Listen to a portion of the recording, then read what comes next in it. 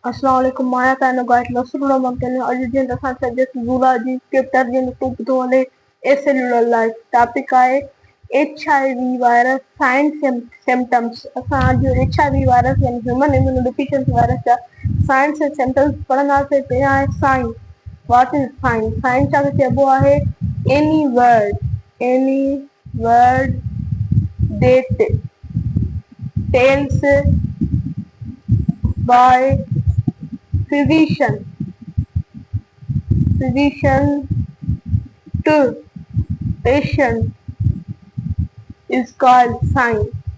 अहिड़ो लफ़्ज़ जेको फिज़िशियन ॿुधाए पेशेंट खे त असां हुनखे छा चवंदासीं साइन चवंदासीं न जेको डॉक्टर ॿुधाए वञे हिन मरीज़ खे। हाणे symptom what is symptom symptom चइबो आहे any word that tells by the patient to physician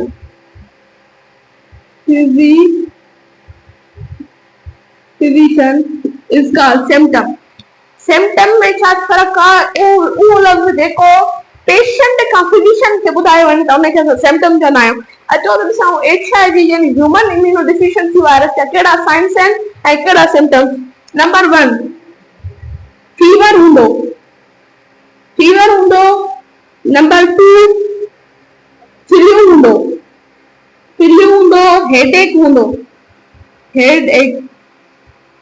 पर हेडेक फ्लू ऐं फीवर ईअं न त हिकु ॾींहुं 2 ॾींहं 3 ॾींहं हलनि, ईअं न, मंथली ईयरली हलंदा। मंथली या ईयरली सालनि जा साल महीननि जा महीना इहे हलंदा। ॿियो छा थींदो? ॿियो टीबी ट्यूबरक्लोसिस जेका बैक्टीरिया काज़ कराईंदो आहे, टीबी थींदी।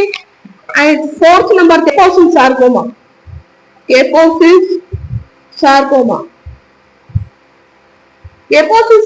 छा आहे?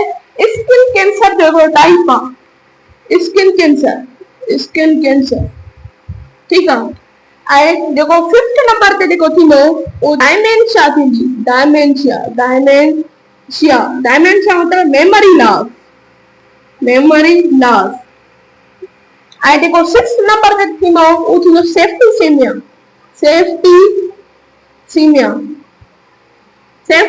छा चइबो आहे? जॾहिं ब्लड जेको हूंदो आहे उहो ज़हर बणिजी वञे, ब्लड पॉइज़न।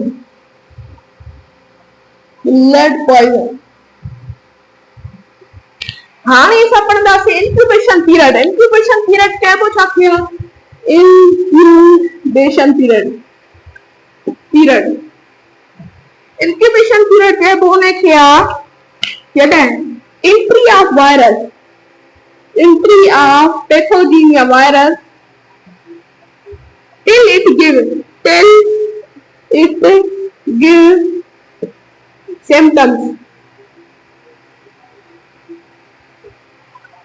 जॾहिं पैथोजेन जी एंट्री थिए ऐं उहो छा थिए सिम्पटम्स जेसिताईं नथो थिए न त असां हुनखे छा चवंदासीं इंक्यूबेशन पीरियड।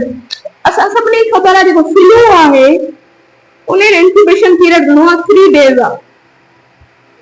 पर जेको HIV वायरस आहे उनजो 10 years आहे। HIV वायरस 10 years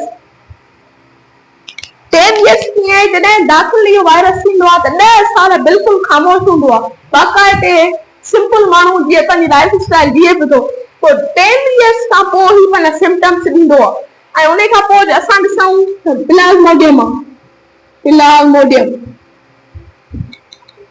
प्लाज़्मोडियम में जेके आहिनि ॿ टाइप आहिनि। हिकिड़ो आहे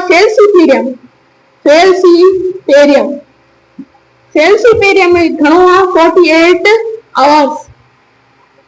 ऐं जेको ॿियो आहे वाइनेक्स उन जो घणो आहे? 72 आवर्स। 48 कलाक 72 कलाक। डायग्नोसिस यानी ट्रीटमेंट HIV जो ट्रीटमेंट छा आहे? हिकिड़ो थींदो आहे बिफोर डिजीज ट्रीटमेंट। ॿियो थींदो आफ्टर डिजीज ट्रीटमेंट। ट्रीटमेंट,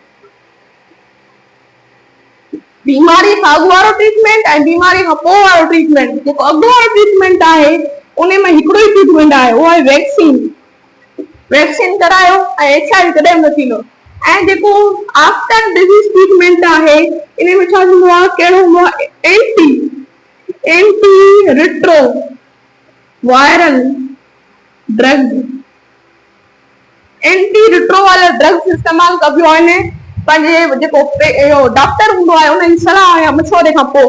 कहिड़ी कहिड़ी एंटी रिट्रोवायरल ड्रग्स हूंदियूं आहिनि, हिकिड़ी हूंदी आहे एज़िडोथेमाइन, ई हूंदी आहे फ्यूमेराइन, ॿी हूंदी आहे र्यूबेलिन। इहे जेके टे ड्रग्स आहिनि इहे इस्तेमाल कयूं वेंदियूं आहिनि। हाणे चवंदा ट्रांसमिशन ते, त इहो फैलजंदो कीअं आहे, ट्रांसमिशन ऑफ HIV। ट्रांसमिशन टिनि तरीक़नि सां, 3 वेज़ सां फैलजंदो आहे। Number 1, 2 and 3। 1 जेको फैलजंदो आहे ब्लड जी एक्सचेंजिंग सां, ब्लड जेकॾहिं कंहिंखे ॾिबो या वठिबो त इन सां ई फैलजंदो आहे। ॿियो ई छा सां फैलजंदो आहे, मदर टू बेबी थ्रोप्लान्सिटा, ये थ्रोप्लान्सिटा हूंदा आहिनि, उनजे ज़रिए मदर खां बेबी ॾे छा थींदो आहे, ट्रांसमिट थींदो आहे। ऐं जेको फोर्थ आहे उहो सीमेन जे ज़रिए थींदो आहे, सीमेन। इहो छा आहे, रिप्रोडक्टिव फ्लूइड आहे, रिप्रोडक्टिव फ्लूइड। इने जे ज़रिए ही छा थींदो आहे, ट्रांसमिट थींदो आहे। ही थी ट्रांसमिशन। हाणे हलूं था कुझु ॿियनि वायरसिस ते, उहे तमामु घणा सिंपल आहिनि, पोइ मां तव्हांखे जेको बयानी तरीक़े सां मां तव्हांखे ॿुधाईंदमि। हाणे असांजो जेको वायरस आहे उहो आहे हेपाटाइटिस वायरस। हिते मां जेको बुक आहे असांजो सिंटेक्स बुक, हिते मां पिक अटैच करे छॾींदुमि। हेपाटाइटिस वायरस में असां हिननि जी ॾिसंदासीं सिम्पटम्स कहिड़ा आहिनि। हिकिड़ो आहे फीवर थींदो, पेन इन बेली, पेट में सूर थींदो, डार्क येलो यूराइन थींदो, फटीग थकावट थींदी, जॉइंटस थींदो, पेन इन जॉइंट में यानी जोड़नि में सूर थींदो, लॉस ऑफ एपेटाइट बुख न लॻंदी। इहे आहिनि हेपाटाइटिस जा जेके सिम्पटम्स आहिनि। ट्रांसमिशन कीअं थींदी, थ्रू फीकल ओरल यानी गंदनि शयुनि मां ई फैलजंदो, ऐं नीडल ब्लड जे ज़रिए ऐं जेको इंजेक्शन जे ज़रिए, सुई जे ज़रिए फैलजंदो। जेका सुई हूंदी आहे, इंजेक्शन जेकॾहिं हिकिड़े पेशेंट खे असां इस्तेमाल करे ॿिए खे हणूं था त उहो उन जे ज़रिए फैलजंदो आहे। ॿियो सेक्सुअल एक्टिविटीज़। हाणे आहे ट्रीटमेंट एंड प्रिवेंशन। ट्रीटमेंट में तो अचे proper hand wash before and after meal. Proper hand wash कयो मानी खाइण खां पोइ ऐं पहिरियां। Avoid to meet infected person. जेकॾहिं को इन्फेक्टेड खुदा न खास्ता पर्सन आहे, माण्हू आहे, त उनखे मिलण खां एहतियात कयो। ऐं जेकॾहिं मिलो बि था त with close contact use clean food.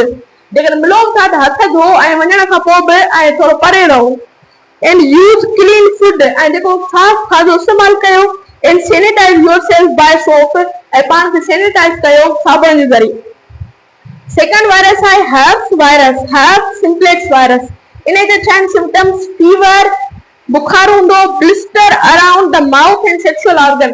Blister छा हूंदा आहिनि, कारे रंग जा निशान हूंदा आहिनि, उहे अराउंड माना उहे थी वेंदा।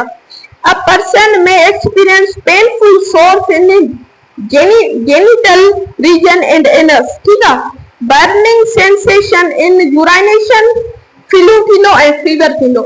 हाणे असां चऊं था ट्रांसमिशन ते। Virus can enter the body through a break in skin. Inter थींदो जेकॾहिं का डैमेज स्किन हूंदी या फाटल चमड़ी हूंदी उन मां। माउथ जे ज़रिए थींदो, रिप्रोडक्टिव ऑर्गन जे ज़रिए ऐं एनस जे ज़रिए।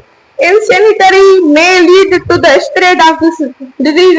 जेकॾहिं गदलाइप हूंदी त इहा इन बीमारी ॾे वठी वञी सघे थी। हाणे इन जो जेको आहे प्रिवेंशन ऐं ट्रीटमेंट छा आहे, use anti viral drug on doctors advice. माना ड्रग इस्तेमाल कयो डॉक्टर जे मशवरे खां। अवॉइड इनसेनिटरी कंडीशन ऐं गदलाइप खां पासो कयो। इहो थियो असांजो हर्प्स वायरस। Polio virus. इन जा सिम्पटम्स आहिनि, the major symptom is paralysis of lower limbs.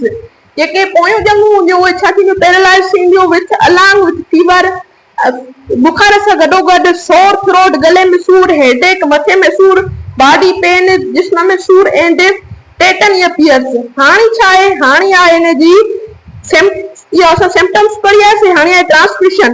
It is usually transmitted through contaminated food and water. खराब पानी ऐं खराब खाधे मां ई फैलजंदो आहे। And by secretion from the nose. ठीक आहे, mouth or feces of an infected person from fecal or roots in areas with poor sensation, then absorbed in blood and lymphatic system, spread throughout the body and stay about the 7 to 14 days। शरीर जो मकसद इहो आहे त इहो ख़राब शयुनि मां खाइण सां ऐं जेको नंढा ॿार हूंदा आहिनि, ॾिसंदा आहियो त रोडनि ते जेके हूंदा आहिनि फुटपाथ ते, उहे खाईंदा आहिनि हेठियूं शयूं, त इन मां ई फैलिजी सघे थो। हाँ, प्रिवेंशन ट्रीटमेंट छा है? Disease it can only be handle electrically by vaccination and proper sanitary condition. या कीअं हल थींदी जेकॾहिं सैनिटरी कंडीशंस माना सफ़ाई सुथराई वारी हालत में ऐं वैक्सीनेशन कराईंदासीं, तॾहिं इहा हल थींदी। This virus may lead to death if not treated properly. इहो वायरस मौतमार साबित थी सघे थो जेकॾहिं हिन जो इलाज मुमकिन टाइम ते न थी सघे। वायरस आहे कॉटन लीफ कर्ल डिजीज। हाणे इन जा सिम्पटम्स कहिड़ा आहिनि? Most common symptom is leaf curling upward and downward wheels. जेको पन्नु हूंदो उहो इहो छा थींदो, कर्व थी वेंदो, मुड़ी वेंदो मथां खां हेठां खां, जेके हुन जी व्हील्स हूंदियूं आहिनि। Thickening appears in leaves. जेका मोटापाई हूंदी उहा लीव्स में अपीयर थींदी। And quality of fibre are variable affected by leaf curl disease. जेका फाइबर जी क्वालिटी हूंदी उहा बहितर न हूंदी। This virus is transmitted through white fly feast। इहो छा आहे, white fly feast हिकिड़ो जीत चऊं, ठीक आहे, उन जे थ्रू ई फैलजंदो आहे। हिन जो प्रिवेंशन छा आहे? Use spray even 7 days। Spray use कयो हर हफ़्ते एंड प्रैक्टिस क्रॉप रोटेशन। ऐं प्रैक्टिस छा कयो? क्रॉप रोटेशन, जेको फसल आहे उन जी rotation. Are just cut and burn the infected plant. जेकॾहिं को इंफेक्टेड प्लांट लभी थो वञे त उनखे कट कयो ऐं साड़े छॾियो, परे वञे। हाणे अचे थो economic losses due to viral disease. हाणे इकोनॉमिक लॉसिस कहिड़ा थिया वायरल डिजीज जे करे? Viral disease always remain a significant threat to the world economy. These are responsible to the sizable losses of agriculture products as well as livestock commodities। For example, Pakistan ranks fourth in areas in production of cotton in the world। Pakistan छा आहे, चौथे number ते आहे दुनिया जे cotton जी production में, मतलब कपास जी production में। It has 9.36% of total world cotton area, 10.18% of production, 8.0% of consumption and 4.55% of total world export of raw cotton। The impact of cotton leaf curl virus on Pakistan national economy cannot be forgotten। जेका leaf curl जेका बीमारी आई cotton में, इहो कॾहिं बि पाकिस्तान जी economy विसारे नथी सघे, छाकाणि त केतिरो लॉस थियो, तक़रीबन 50 to 55 बिलियन लॉस थियो हो 1992 में। ठीक आहे, हाणे छा आहे, ॿियो आहे सिमिलरली बर्ड फ्लू। जेको बर्ड फ्लू वायरस आयो उन जे करे केतिरो नुक़सान थियो, तक़रीबन 700 to 800 मिलियन रुपीस जो नुक़सान थियो। Huge loss at one time during its peak time. जेकॾहिं मुंहिंजो तव्हांखे लेक्चर पसंदि आहे त मुंहिंजे हिन लेक्चर खे लाइक कयो, मुंहिंजी चैनल खे ज़रूरु सब्सक्राइब कयो ऐं असां इंशाल्लाह ईंदड़ लेक्चर में केमिस्ट्री जा टॉपिक पढ़ंदासीं।